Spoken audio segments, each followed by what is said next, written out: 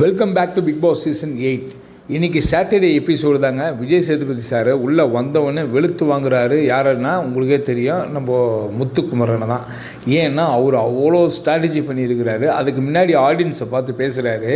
அவர் என்ன சொல்கிறாருன்னா, இல்லைங்க நம்ம ஒரு கேம் ஒன்று பிளான் பண்ணுறோம், பிக் பாஸ் ஒரு கேம் பிளான் பண்ணுறாரு, ஆனால் இது உள்ளே ஒரு கூட்டணி வச்சு அதுக்கேற்ற மாதிரி ட்விஸ்ட் பண்ணி விளையாடுறவங்கள போய் பார்க்கலாமா சொல்லுவார்.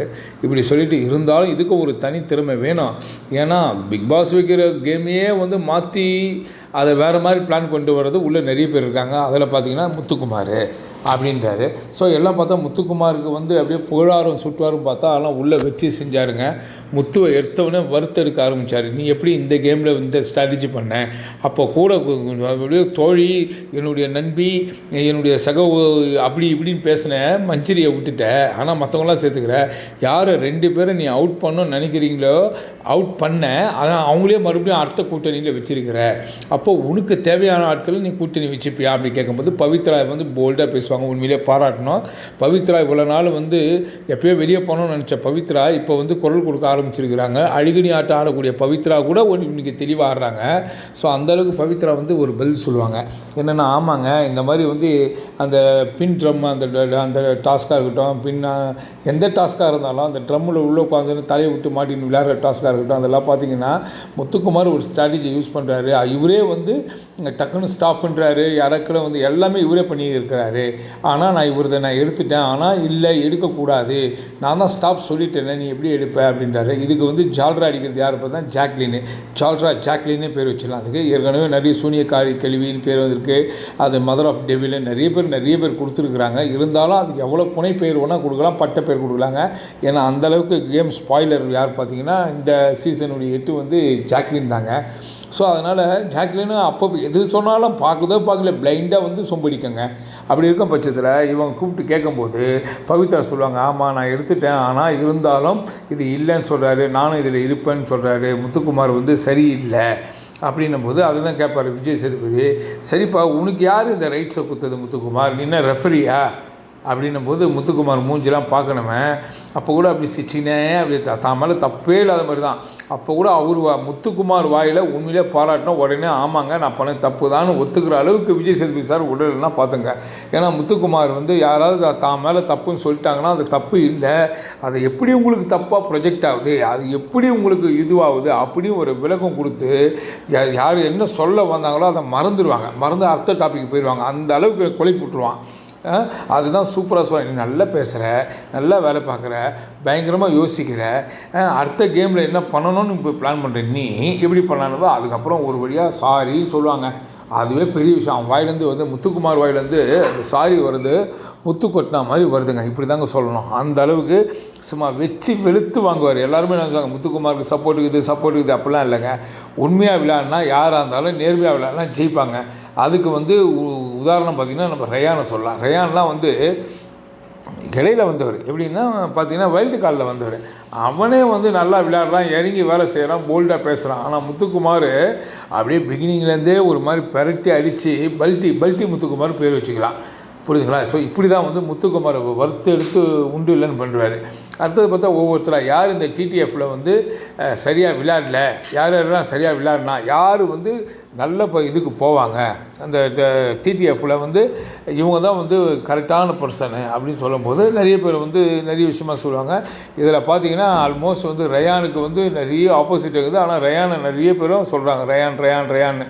ஏன்னா அவன் நல்ல ஸ்கோர் போர்டில் நம்பர் 1ல் இருக்கிறான்.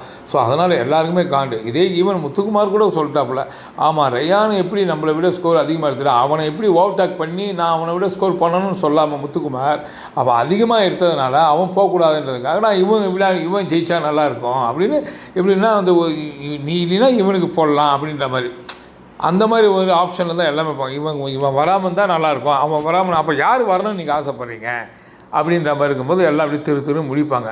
ஏன்னா நேர்மையாக விளையாடுறவன் தான் அங்கே வரணும். அது யாராக இருக்கட்டும், அது ரயானாக இருக்கட்டும், இல்லை மஞ்சரியாக இருக்கட்டும், யார் அவனாக இருக்கட்டும். ஸோ இப்படி தான் ஒரு வழியாக போவான். ஸோ ஆனால் வெளுத்து வாங்கினாருன்னு தான் சொல்லணும். ஸோ இப்படி அடுத்த கொஸ்டின் இப்போ இது உள்ளே தான் கேட்குறாரு. ஸோ இப்போது முத்துக்குமார் மேலே தப்பு ரைட்டு, இவன் கூட அலையன்ஸ்லாம் வச்சுருந்தீங்களா, ஏன் வச்சுருந்தீங்க, ஸோ இந்த டாஸ்கில் ஏன் நீங்கள் இப்படி பண்ணீங்க, நல்ல கேள்விங்க. உண்மையிலே Vijay Sethupathi sir hats off சொல்லணும். எல்லோரும் ஏன்னா நிறைய பேர் முத்துக்குமார் சொல்லி பேசிகிட்டே இருக்கிறாங்க. யாராக இருந்தாலும் உண்மையாக உடைச்சார். அதே மாதிரி இண்டிவிஜுவல் கேம் விளையாடுறதுல வந்து சூப்பராக சொல்லுவார். பாராட்டணுன்னா பவித்ராவை சொல்லலாம், எல்லாமே கிளாப்ஸ் நல்லா வரும். அதே மாதிரி நம்ம சௌந்தர்யாவே சொல்லலாம். சௌந்தர்யாவுக்கு இண்டிவிஜுவல் கேம். ராணவ் வந்து ரயான் அவன் வந்து டே ஒன்லேருந்தே இண்டிவிஜுவல் கேம் தான் விளையாடுறான். சும்மா வேறு வழி இல்லை. கூட்டணி என்னென்னா இப்போ அவங்களுக்கு ஏன் வந்து அந்த கூட்டணிக்கு போகிறாங்கன்றதை நீங்கள் இப்போலாம் புரிஞ்சுக்கணும். இப்போது முத்துக்குமார் ஒரு ஸ்ட்ராட்டஜியை ஃபாலோ பண்ணான். 10 பேர் இருக்கோம், 5 பேர் நம்ம சேர்ந்துப்போம். 5 பேர் சேர்ந்து இந்த 5 பேர் காலி பண்ணுவோம். 5 பேர் காலி பண்ணிவிட்டு மீதி நம்ம 5 பேருக்குள்ளே நம்ம தனித்தனியாக அடிச்சுப்போம். இப்படி தான் அவன் அது அந்த ஊர் ஸ்டைலுனாங்களா அந்த மாதிரி ஃபஸ்ட்டு எதிரியை வீழ்த்துவோம், அதுக்குள்ளே நமக்குள்ளே அடிச்சுப்போம் அப்படின்ற மாதிரி. இது எந்த விதத்தில் நியாயம் கிடையாது. இது உண்மையிலே இது எத்திக்ஸே கிடையாது. இதை தான் வந்து விஜய் சேதுபதி சார் அட்ரஸ் பண்ணுவார். ஸோ ஒரு வழியாக ஒத்துக்கலாம். அப்படியே ஒத்துக்கினா கூட அந்த பிரேக்கில் போயிட்டு விஷாலோட வந்து கன்வின்ஸ் பண்ணான். இல்லை மச்சி, நான் இப்படி சொல்லலைடா, அப்படி சொல்லலைடா. ஏன்னா அந்த பேச்சுன்றது வந்து எப்படின்னா எப்படி வேணால் பெரட்டி பேசும். நாக்கு நரம்பு இல்லாத நாக்கு, அதனால் எப்படி வேணால் பேசும். ஸோ அதனுடைய அடிப்படையில் தான் முத்துக்குமார் இவ்வளோ நாள் ட்ராவல் பண்ணிகிட்டு இருக்காருன்றது இதில் வெட்ட வெளிச்சமாகுது. ஸோ ஒரு வழியாக பார்த்தீங்கன்னா அதுக்கப்புறம் ஓட்டிங் லிஸ்ட்டில் வந்து லீஸ்ட்டாக யார் இருக்கான்றது உங்களுக்கே தெரியும். யார் யார் இருக்காங்க, இதில் யார் போவாங்கன்னு கொஸ்டின் எழுதும்போது எல்லாம் வந்து விஷால் வந்து ராணுவ போவானுவான். அப்புறம் இன்னொருத்தர் வந்து மஞ்சரி போவானும், மஞ்சரி வந்து ராணுவ போவானுவாங்க. சௌந்தர்யாவை கேட்டால் ராணுவ தான் போவான் அப்படின்னு சொல்லுவாங்க. ஒரு சிலர் வந்து நானே போயிடுவேன் அப்படின்றாங்க. அருண் வந்து கேட்டாலும் ராணுவ தான் நினைக்கிறேன், ராணுவ தான் போயிடுவாங்க. இந்த மாதிரி ஒவ்வொருத்தரும் மாற்றி பேசிகிட்டு இருப்பாங்க. ஒரு வழியாக பார்த்தீங்கன்னா ராணுவ நம்ம எல்லாம் எதிர்பார்த்ததுன்னா மஞ்சரி தான் இன்றைக்கி போவாங்கன்னா ஆக்சுவலி மஞ்சரி நாளைக்கு போகிறாங்க. ராணுவ தான் வந்து இன்றைக்கி அனுப்புகிறாங்க வெளியே எலிமினேட் ஆகிட்டு. ஐயோ, அப்போ உள்ளே இருக்கும்போதும் வந்து ஒரு குழப்புவான், வெளியே இருக்கும்போதும் குழப்புறான். விஜய் சேதுபதி சார் வெளியே கூப்பிடுவார். வெளியே கூப்பிட்டதும் அதே தான் பேசுவான். சார் நான் இப்படி சார் இருக்கேன், ஹீரோவை நடிப்பேனா, இப்படி வருவேனா, அப்படி வருவேனா, எனக்கு மக்கள் இவ்வளோ பேர் இருக்கிறாங்களா, இவ்வளோ சப்போர்ட்டாக. ஏன்னா அவனுக்கு ஒன்றுமே கிளாப்ஸ் தான் இல்லை. அவனுக்கு தெரியும் அவனை வெளியே அனுப்பி தான் ஆகணும். ஏன்னா இதுக்கு மேலே அவன் ட்ராவல் பண்ண முடியாது, எல்லாருக்குமே தெரியும்.